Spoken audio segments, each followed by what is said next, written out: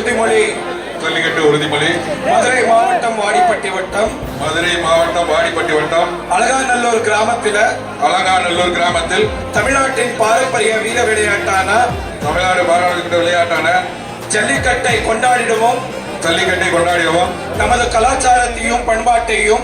கலாச்சாரத்தையும் பண்பாட்டையும் பேணி காப்போம் என்றும் விளையாட்டில் ஈடுபடும் காளைகளுக்கு